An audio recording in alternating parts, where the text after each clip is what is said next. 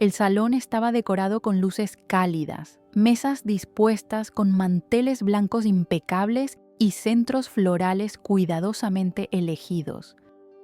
Era uno de esos eventos donde todo parece diseñado para la armonía, para simular una unidad familiar que ya no existía.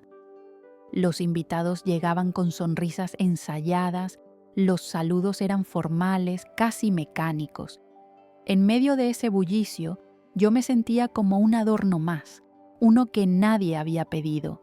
Mis hijos estaban allí, sí, con sus familias, con sus trajes caros, con sus conversaciones de negocios y de viajes. Pero a mí me evitaban, no de forma grosera ni directa. Eso sería fácil de confrontar, sino con la violencia pasiva de la indiferencia. Me saludaron al llegar con un beso fugaz en la mejilla sin mirarme a los ojos. Luego, cada uno se replegó a su grupo, a su burbuja, dejándome a mí en una mesa lateral como si fuera una tía lejana o una abuela incómoda.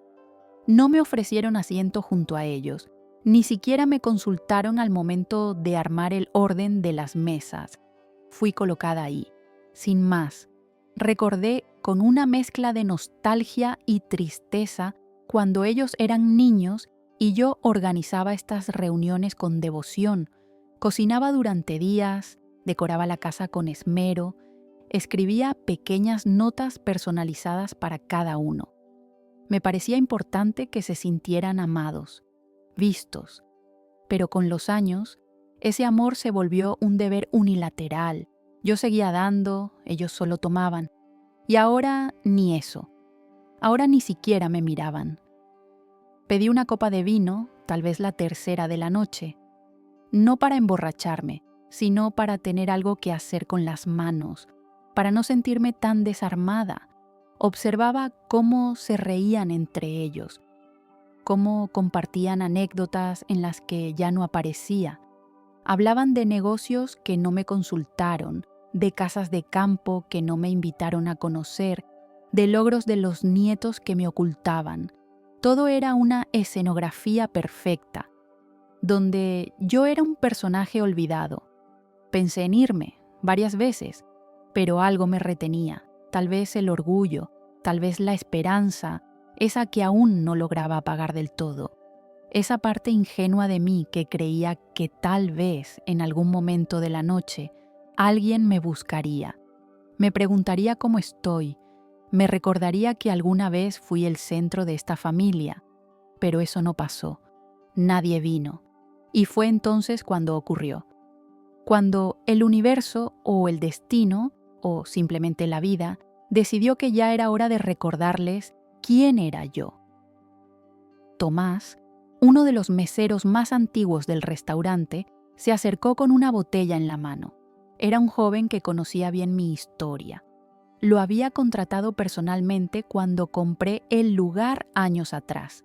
Desde entonces, me trataba no solo con respeto, sino con una lealtad que pocas veces había sentido dentro de mi propia familia. ¿Desea otra copa, señora Claudia?, me preguntó con amabilidad genuina.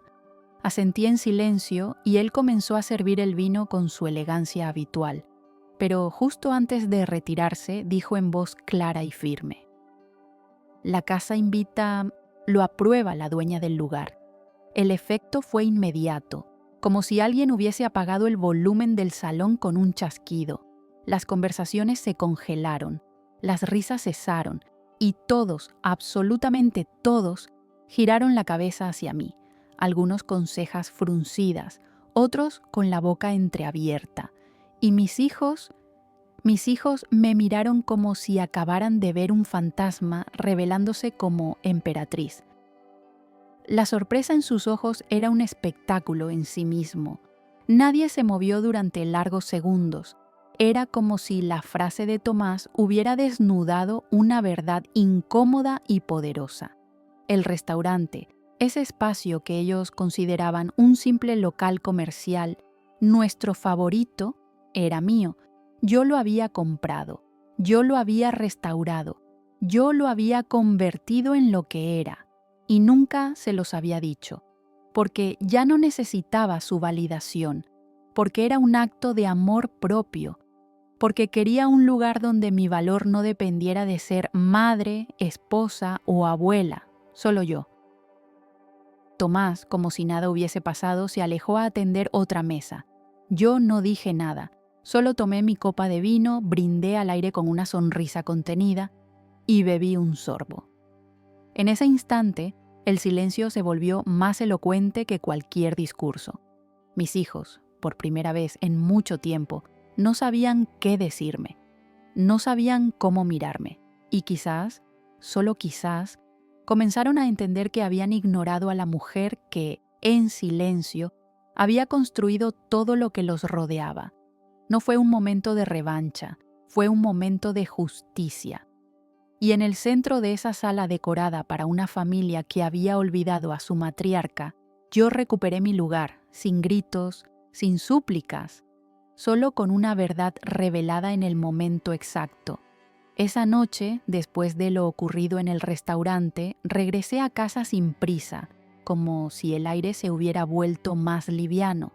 No era una mujer vengativa, ni tampoco había planeado esa revelación, pero sí había algo profundamente reparador en que, por primera vez en años, mi existencia fuera reconocida con claridad.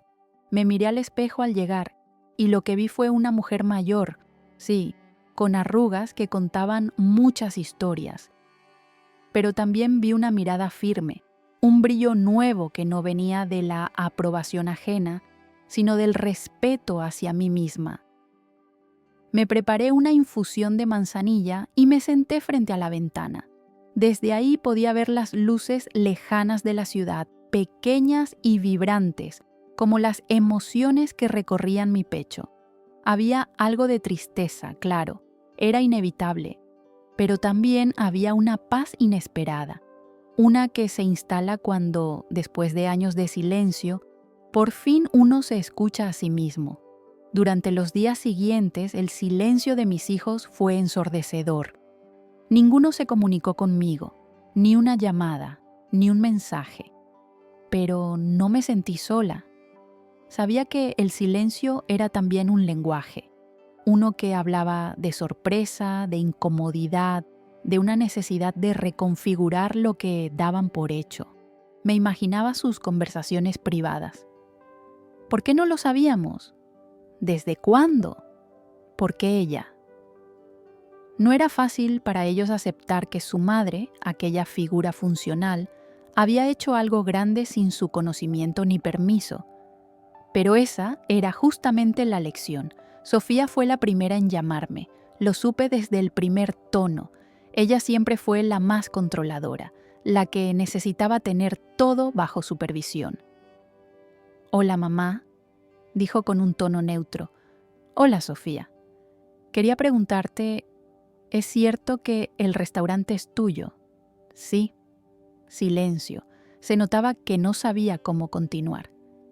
«¿Y por qué no lo dijiste?» «Porque no tenía que justificar lo que hacía con mi vida», respondí con voz tranquila. «Fue una decisión personal. Me hacía feliz y con eso bastaba». Hubo un suspiro del otro lado. No era ira, era desconcierto, como si no supiera cómo tratar con esta versión de mí. «Es solo que nos sentimos un poco sorprendidos. Todos.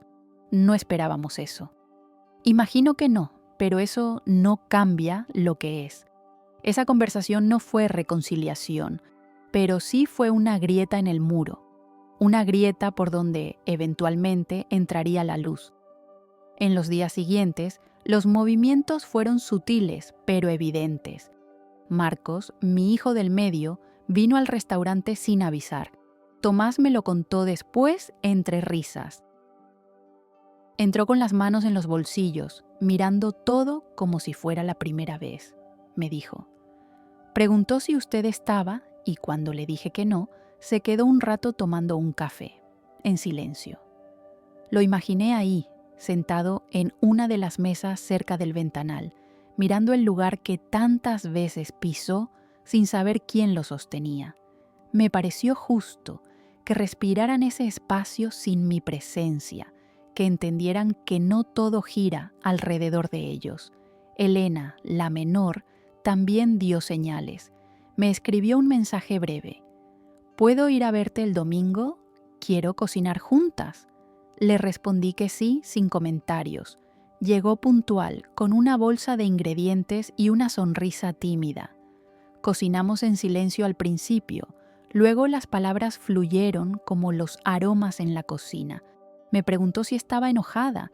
Le dije que no, que estaba cansada, no de la vida, de no ser vista. Ella asintió. No discutió. Lavó los platos en silencio. Empecé a notar otros detalles. Marcos me trajo un libro que le podría gustar. Sofía me propuso un almuerzo las dos solas. Elena volvió con una libreta llena de recetas familiares que quería recuperar conmigo.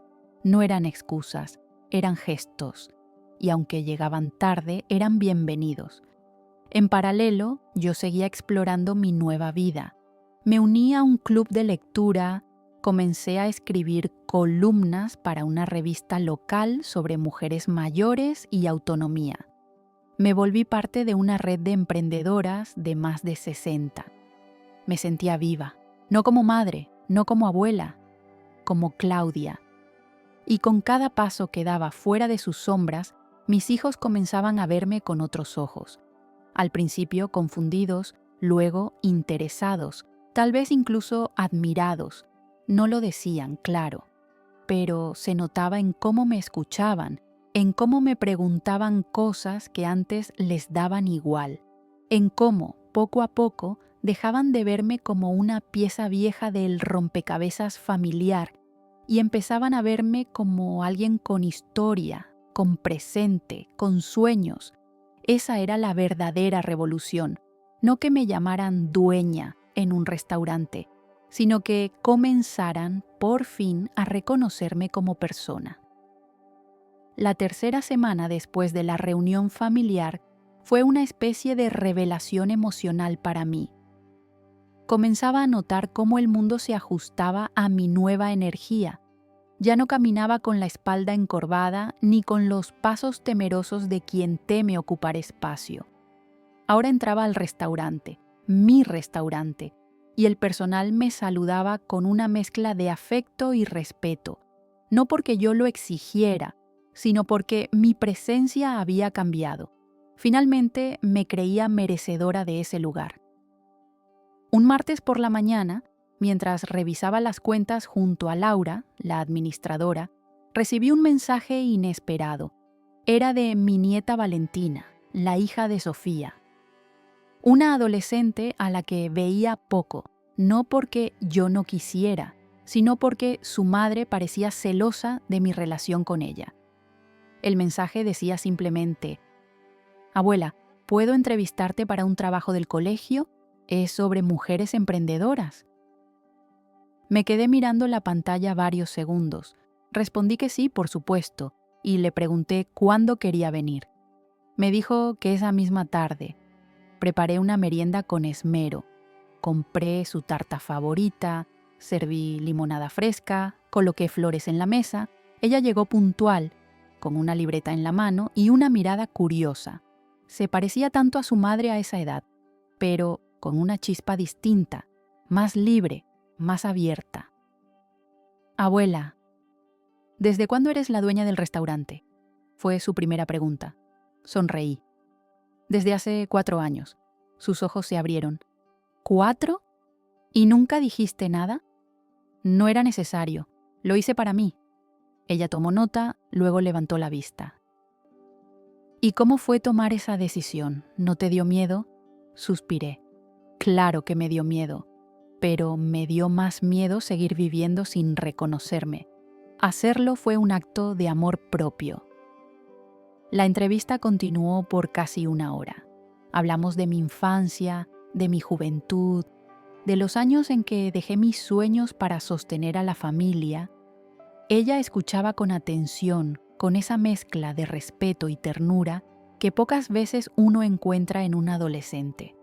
Al final guardó su libreta y me abrazó. «No sabía que eras tan increíble, y entonces lloré. No a mares, no en escándalo.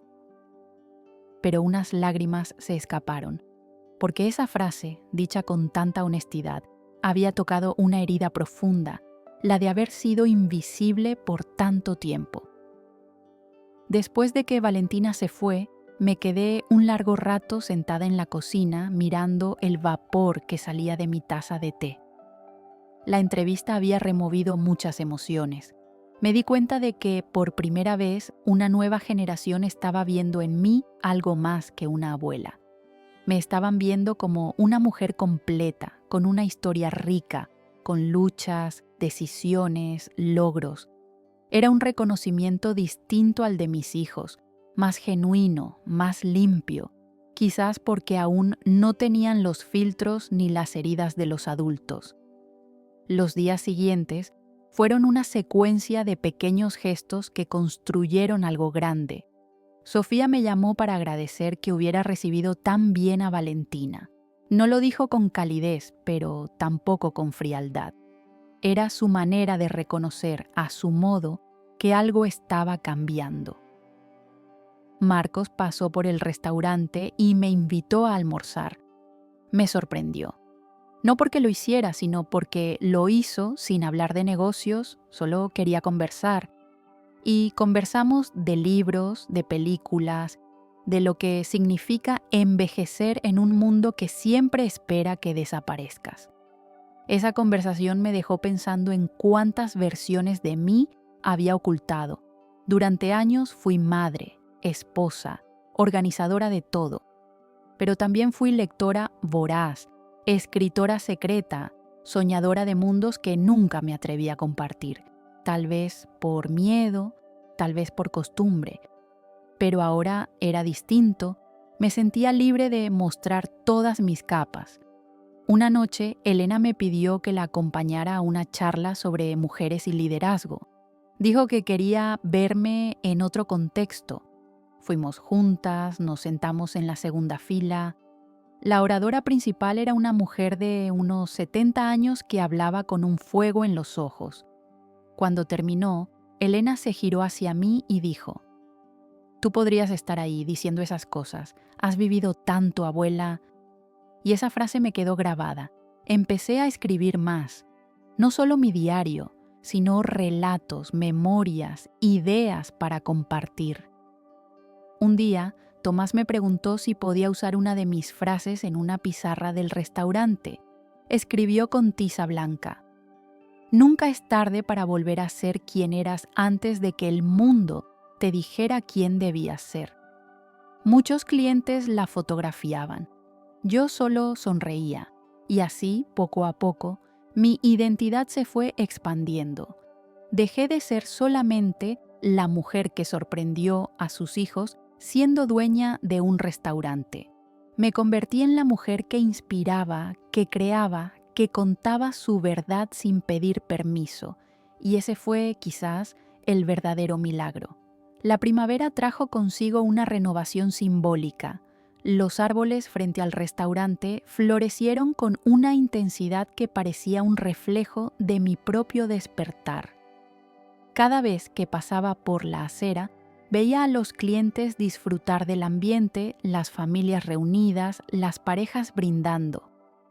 Y aunque yo pasaba desapercibida para ellos, dentro del equipo y en mi entorno cercano, era clara mi presencia. Era la columna que sostenía ese espacio, no desde la sombra, sino desde una nueva forma de liderazgo, silencioso pero firme. Aquel mes decidí organizar algo que nunca había hecho desde que compré el restaurante. Una cena abierta para mujeres de la comunidad. No por caridad, no por estrategia de marketing. Era algo íntimo, poderoso. Quería reunir a aquellas mujeres que, como yo, habían sido ignoradas, desplazadas, subestimadas. Mandé invitaciones personales a vecinas, clientas habituales, profesoras jubiladas, emprendedoras mayores. La llamé Mesa de Voces. La noche del evento preparamos una mesa larga, vestida de blanco, con velas encendidas y flores frescas. Cuando las mujeres comenzaron a llegar, El ambiente se llenó de murmullos emocionados, de abrazos sinceros, de expectativas contenidas. Éramos todas diferentes, en edades, en estilos, en historias, pero compartíamos un hilo invisible. Habíamos sido invisibilizadas por años. Durante la cena propuse que cada una compartiera una historia de algo que alguna vez cayó. Hubo silencios incómodos al principio, pero luego comenzaron a hablar. Una contó cómo dejó su sueño de estudiar arquitectura porque su esposo le dijo que no era para mujeres. Otra reveló que escribió novelas bajo seudónimo porque su familia se habría burlado. Una mujer mayor relató que aprendió a manejar a los 70 años, después de toda una vida siendo llevada de un lugar a otro por otros. Yo también hablé, conté mi historia, no como víctima, sino como mujer que se redescubrió después de muchos silencios. Hablé del restaurante, de la reunión familiar, de mis hijos, de la frase de Tomás que cambió todo. Varias se emocionaron, algunas lloraron. Nos dimos cuenta, entre sorbo y sorbo de vino, de que no estábamos solas, de que la invisibilidad no es un destino, sino una etapa que puede superarse. Después de aquella cena, algo cambió no solo en mí, sino en el entorno que me rodeaba. Las mujeres comenzaron a reunirse cada semana, espontáneamente, para tomar café en el restaurante. Algunas traían libros, otras bordados, otras simplemente ganas de hablar. Yo siempre reservaba una mesa especial para ellas. La llamaban la mesa de Claudia. Y aunque no siempre podía sentarme con ellas, me bastaba con verlas desde la oficina para sentir que algo poderoso se estaba tejiendo. Fue en ese ambiente donde Elena, mi hija menor, se acercó con una propuesta inesperada. Había escuchado sobre la mesa de voces por una amiga del barrio y quería organizar un encuentro similar en su empresa. Me preguntó si me animaba a dar una pequeña charla sobre liderazgo femenino y autoestima. ¿Tú crees que yo puedo hacer eso?, le pregunté, algo incrédula. Claro que puedes. De hecho, creo que nadie más lo haría como tú. Acepté. Y ese fue el inicio de algo que nunca había imaginado. Me convertí, sin planearlo, en una referente. Empecé a dar charlas en centros culturales, en pequeñas empresas, en grupos de mujeres. No hablaba desde la teoría, hablaba desde la experiencia, desde las cicatrices, desde el renacimiento. Y cada vez que contaba mi historia, alguien en el público lloraba. Alguien sentía que por fin su voz también tenía valor.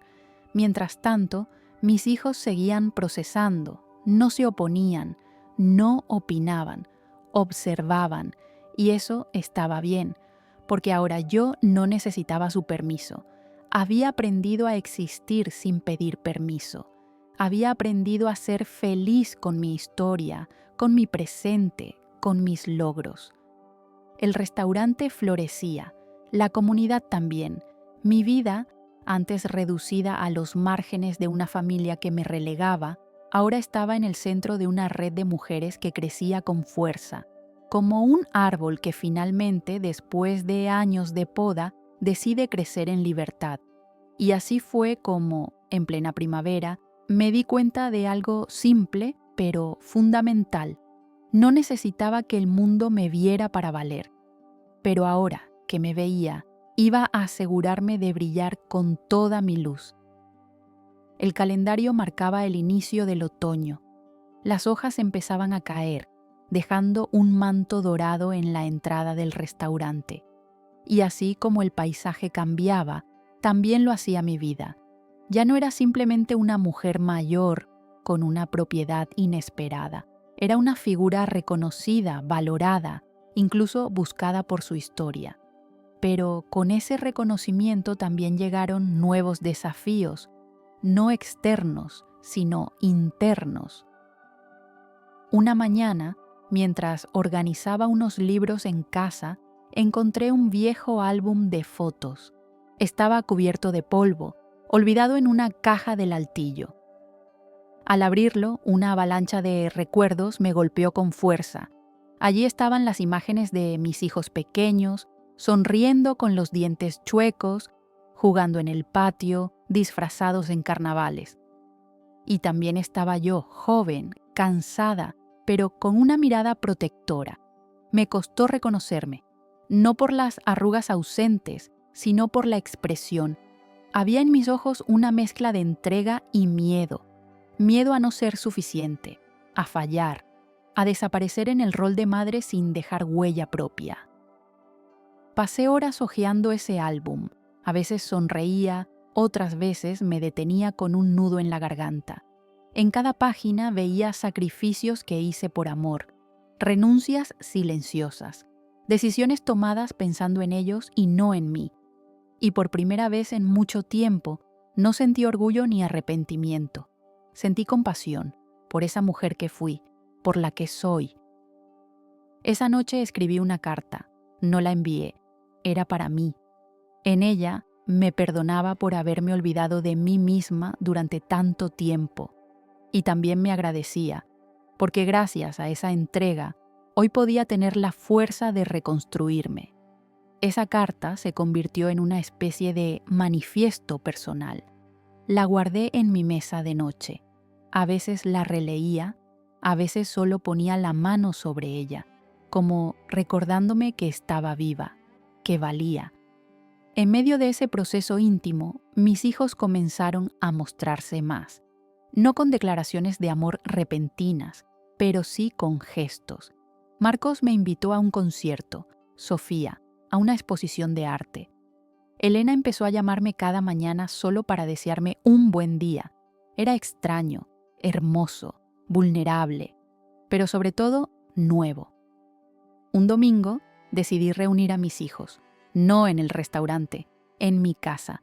Preparé una cena sencilla, sin pretensiones. Encendí velas, coloqué música suave y cociné sus platos favoritos de la infancia.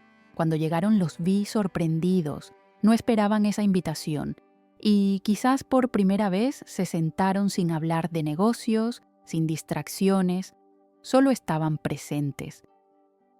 Durante la cena no hablé de lo ocurrido en el restaurante. No hacía falta. Ellos sabían. Lo que sí hice fue algo distinto. Les hablé de mí, no como madre, sino como mujer. Les conté sobre mis clases de escritura, sobre la mesa de voces, sobre las charlas que estaba dando. Les hablé de mis miedos, de mis descubrimientos.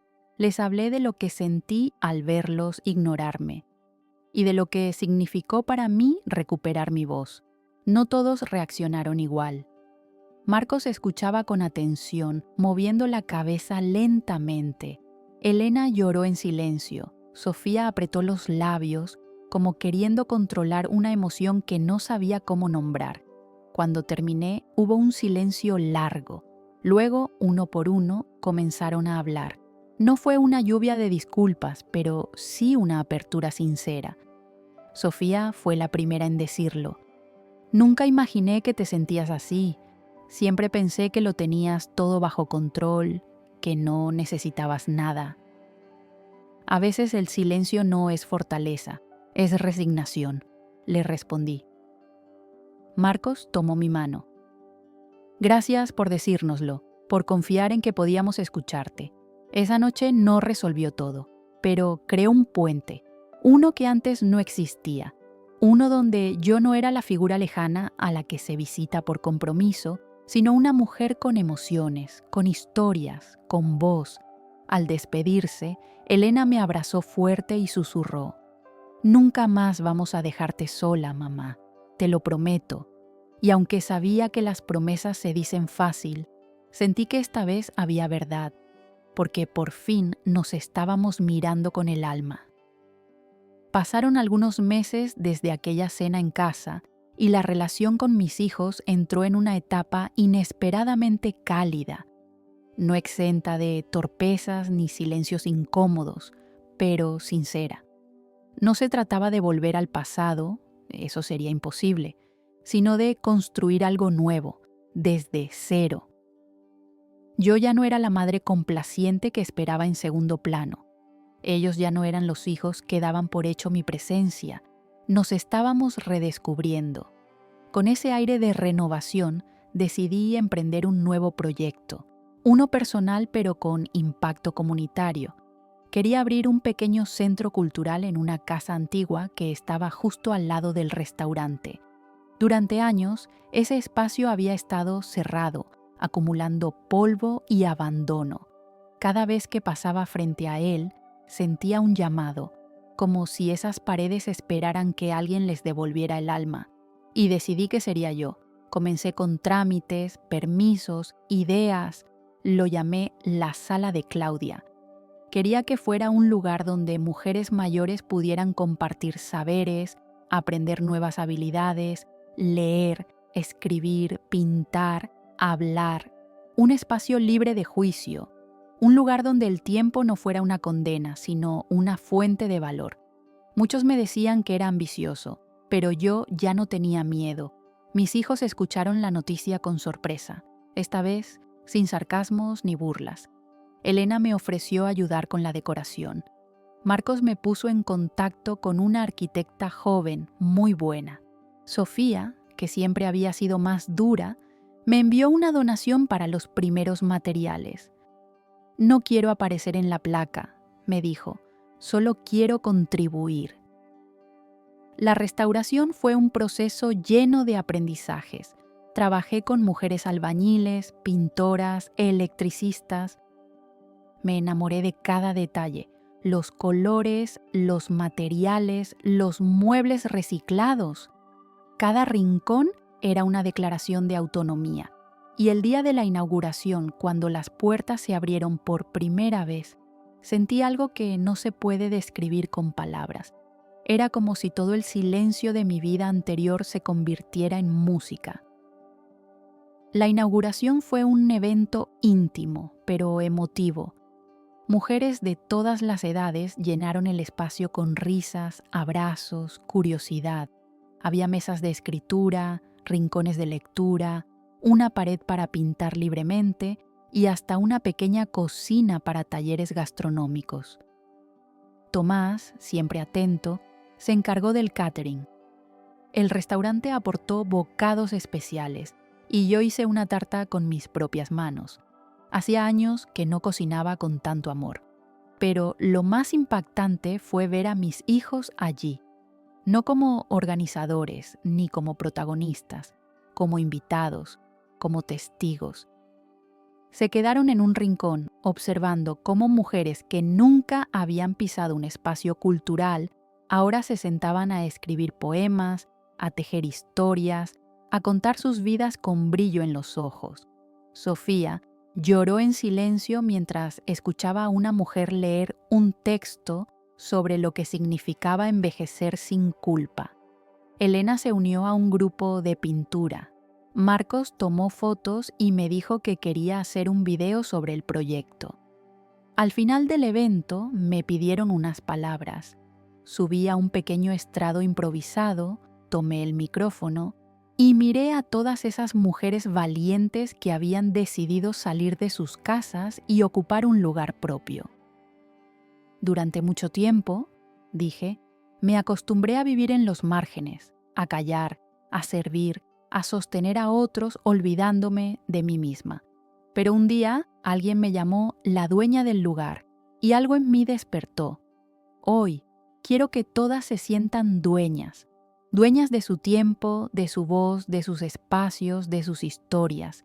El aplauso fue largo, profundo, no por la elocuencia del discurso, sino por la verdad que lo habitaba. Esa noche, al volver a casa, mis hijos me abrazaron uno a uno. No dijeron nada, pero sus gestos hablaron más que cualquier palabra. Y mientras cerraba la puerta, supe que el camino que había empezado sola ahora era compartido, y eso, sin duda, era un milagro. Con el centro cultural en funcionamiento, mi vida adquirió un ritmo inesperado. No solo estaba activa, sino profundamente conectada. Cada semana conocía nuevas historias, nuevas mujeres que llegaban tímidas y se iban empoderadas. El lugar se convirtió en un refugio y, sin querer, yo también me convertí en algo parecido a una guía, no porque lo supiera todo, sino porque había aprendido a escuchar y a sostener sin juicio. Una mañana, mientras preparaba café para el grupo de lectura, una mujer nueva entró al centro. Era alta, de cabello gris, mirada severa. Se presentó como Carmen. Dijo que solo quería ver qué era esto. La noté a la defensiva, como si esperara ser rechazada, pero la recibí con mi mejor sonrisa y la invité a sentarse. Durante semanas, Carmen no hablaba, escuchaba, escribía en un cuaderno, bebía su té en silencio, hasta que un día, al final de la reunión, levantó la voz. Dijo que llevaba más de 20 años sintiéndose invisible, que cuidó a su esposo hasta su último aliento, que sus hijos solo la llamaban cuando necesitaban algo, que no sabía quién era y que ese espacio, mi espacio, era el primer lugar donde sentía que importaba. Su confesión me conmovió profundamente. Me vi reflejada en ella, vi a muchas de nosotras reflejadas, porque la historia de Carmen era la historia de miles. Y ese día entendí que mi proyecto ya no era solo un sueño personal, era un movimiento, uno que crecía, que se replicaba, que tomaba fuerza con cada mujer que se animaba a alzar la voz. Mientras tanto, mi familia también se transformaba. No de forma radical, pero sí real. Sofía me invitó allá a acompañarla a una conferencia sobre mujeres líderes. Me presentó a sus colegas con orgullo diciendo: «Ella es mi madre, tiene un centro cultural, cambia vidas». Marcos trajo a sus hijos al restaurante y les dijo: «Esta es su abuela, ella dirige este lugar, es una mujer poderosa». Elena empezó a traer amigas al club de lectura. Ya no era solo mi mamá, era Claudia. Un día, mientras estaba ordenando libros en la biblioteca del centro, recibí una visita inesperada. Era Valentina, mi nieta. Venía con una carpeta en la mano, llena de papeles. «Abuela», dijo con entusiasmo, «tengo una idea. Quiero hacer mi proyecto de fin de curso sobre ti, sobre tu historia, sobre el centro, sobre cómo cambiaste todo». Me quedé sin palabras, no por vanidad, sino por lo que significaba. Que una adolescente viera en mí una historia que merecía ser contada. Que viera en una mujer mayor no una figura pasiva, sino una protagonista. Acepté, claro. Durante semanas, Valentina me entrevistó, recopiló fotos, habló con las mujeres del centro, con mis hijos, con Tomás, incluso con vecinas.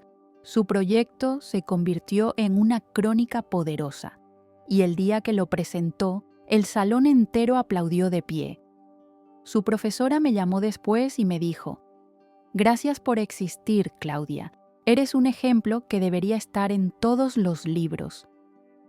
Esa frase me acompañó por días, y no porque necesitara halagos, sino porque confirmaba que estaba haciendo algo más que ocupar mi tiempo. Estaba dejando huella. Esa misma semana, un periodista local se acercó al restaurante. Había escuchado de boca en boca la historia del centro cultural y quería escribir un artículo. Accedí con algo de vergüenza. Nunca me gustó figurar, pero entendí que contar mi historia era también abrir puertas para otras. La nota se publicó con el título «La mujer que floreció después de los 60», y el impacto fue inmediato. Llamadas, visitas, donaciones y sobre todo, mujeres mayores que decían: «Si ella pudo, yo también». Y así, en medio del reconocimiento, de la expansión, de la red de afectos que crecía, entendí algo esencial: que la segunda mitad de la vida no es un epílogo, es otro libro, uno que, si se escribe con honestidad, puede ser el más poderoso de todos. El tiempo avanzaba y con él mi mundo seguía transformándose. El centro cultural, el restaurante, mi familia. todo parecía haber encontrado un nuevo equilibrio, pero en lo profundo de mi corazón aún quedaba una pregunta sin resolver. ¿Quién era yo fuera de todo eso? Más allá de ser madre, emprendedora, guía. ¿Quién era Claudia cuando nadie la miraba? Para responder eso, decidí hacer algo radical. Cerré la agenda por un mes. Delegué las actividades del centro a un equipo maravilloso que había formado con mujeres capaces y comprometidas. Tomás asumió más responsabilidades en el restaurante y yo, por primera vez en décadas, hice una maleta solo para mí. Viajé a un pequeño pueblo costero donde nadie me conocía. Renté una casa sencilla frente al mar, con una hamaca y una mesa de madera frente a una ventana. Allí, sin horarios ni compromisos, comencé a escribir. No memorias, no discursos, solo pensamientos, fragmentos, pedazos de alma. Caminaba por la orilla, recogía piedras, leía poesía, cocinaba para mí. Aprendí a estar sola sin sentirme sola. Aprendí a escuchar el silencio sin miedo. Durante ese retiro, me descubrí más libre que nunca. Me reí sola, lloré sin vergüenza, recordé amores, fracasos, sueños olvidados y entendí que más allá de los roles, de los logros, de las cicatrices, yo era una mujer con deseo de vivir plenamente, de amar, de crear, de sentir. Un día, mientras caminaba por un sendero entre acantilados, encontré una anciana sentada en una roca mirando el horizonte. Nos saludamos, charlamos. Me dijo que cada tarde iba allí para hablar con su esposo fallecido. No me responde, dijo con una sonrisa, pero siempre me escucha. Y esa frase me quedó grabada, porque entendí que a veces hablar sin esperar respuesta es un acto de sanación, y que incluso cuando el mundo parece callado, si una se escucha a sí misma, nunca está del todo sola. Cuando regresé a casa, después de ese mes, algo en mí había cambiado. No eran grandes gestos ni transformaciones visibles. Era una serenidad nueva, una claridad. Había aprendido a estar conmigo misma sin culpa, sin apuro, y eso se notaba. Mis hijos lo percibieron de inmediato. Sofía me abrazó más fuerte de lo usual. Marcos me preguntó si había conocido a algún viejo sabio. Elena solo me miró y dijo: «Estás distinta, más liviana». Y tenían razón, me había soltado de muchas cosas, de expectativas, de rencores, de miedos que ya no tenían sentido. En el centro cultural, las mujeres me recibieron con aplausos, me contaron cómo todo había funcionado bien sin mí. Y eso, lejos de herirme, me llenó de orgullo, porque había creado algo que ya no dependía solo de mí. Había sembrado y las raíces eran fuertes. Una noche, organizamos una velada especial, Historias del Mar. Las participantes escribieron textos inspirados en el agua, la distancia, el viaje. Yo compartí uno también. Hablaba de una mujer que se encuentra a sí misma en la espuma de una ola. Al terminar, hubo silencio, luego una ovación, no por la calidad literaria, por la verdad que contenía. Esa noche, Tomás me regaló una pequeña botella de vidrio con arena dentro. «Para que no olvides quién eres cuando el mundo se calla», me dijo, y la coloqué en mi escritorio al lado de la carta que me escribí hace meses. Ya no necesitaba que me llamaran la dueña del lugar para sentirme valiosa. Ya no esperaba reconocimiento, porque lo tenía donde más importaba, en mí misma. Mis hijos, mis nietos, mis amigas del centro, todos veían esa transformación y lejos de asustarse, se acercaban más. Porque una mujer en paz consigo misma no es amenaza, es faro, es refugio, es inspiración. Y así, desde la calma, entendí que mi historia, tan simple y tan profunda, no era solo mía, era una historia que muchas necesitaban oír, y estaba lista para seguir contándola. El otoño avanzaba, y con él una nueva etapa se instalaba en mi vida. Ya no era solo la mujer que había recuperado su voz. Ahora era alguien que otros buscaban para encontrar la suya. Cada día, el centro cultural recibía nuevos rostros, nuevas historias. Mujeres que venían desde barrios lejanos, con timidez en los ojos y anhelos contenidos en el pecho. Mujeres que decían: escuché sobre usted, ¿puedo quedarme un rato? Un día recibí una carta sin remitente. Era manuscrita, con una caligrafía cuidadosa. Decía: gracias por existir. Mi hija vino a su centro y volvió distinta, más segura, más feliz. Usted no me conoce, pero yo le estoy eternamente agradecida. Lloré al leerla, no por vanidad, por conexión, porque cuando una mujer sana, inevitablemente sana a las que la rodean. Era como una cadena invisible de restauración. En medio de esta marea de afecto, me llegó una propuesta inesperada. Una editorial local quería publicar un libro con mis textos, cartas, fragmentos de mis charlas. Al principio dudé. ¿Quién querría leer la historia de una mujer común, sin grandes hazañas? Pero luego recordé a Carmen, a Valentina, a la mujer de la playa, a cada una que se había visto reflejada en mí, y acepté. Comencé a trabajar con una editora, una joven brillante llamada Lucía, que me trató con un respeto conmovedor. Cada sesión con ella era como una excavación emocional. Revisábamos mis escritos, elegíamos, reescribíamos. Pero más allá del trabajo técnico, lo importante era lo que pasaba en el proceso. Yo volvía a recorrer mi historia y cada vez la veía con más ternura, con más comprensión.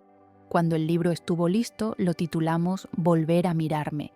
Y esa frase no era solo un título, era un acto de justicia, porque había pasado décadas sin mirarme, viéndome solo a través de los ojos de otros. Y ahora, al fin, me veía con claridad. La presentación del libro fue íntima, cálida, llena de abrazos y lágrimas.